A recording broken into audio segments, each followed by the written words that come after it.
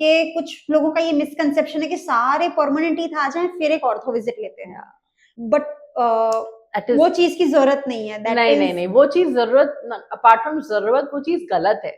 आपको एक orthodontic visit तो करना ही करना है while your child is growing, just so that एक बार सारे permanent, what happens is basically आपके बॉडी में हॉर्मोन्स एक पर्टिकुलर पॉइंट पे ज्यादा एक्टिव हो जाते हैं। तो one is at a very young age, जो वो 1.5-2 साल वाला बच्चा है उसमें एकदम फास्ट ग्रोथ आने लगता है।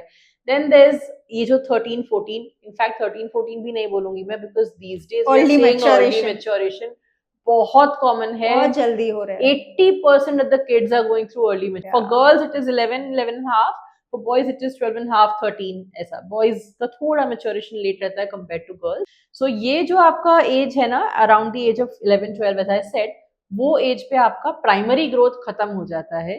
जो आपका फास्ट जो बोन्स ग्रो कर रहे हैं, जो ओवरऑल आपका साइज बॉडी का जो बढ़ रहा है ना, वो उस पॉइंट पे खत्म हो जाता है। उसके बाद में बहुत ही एक बहुत ही माइनर से चेंजेस रहते हैं हाइट में और इसमें, वो थर्ड स्टेज में आता है। बट ये जो सेकेंड स्टेज में है दैट इज मोस्ट इम्पॉर्टेंट।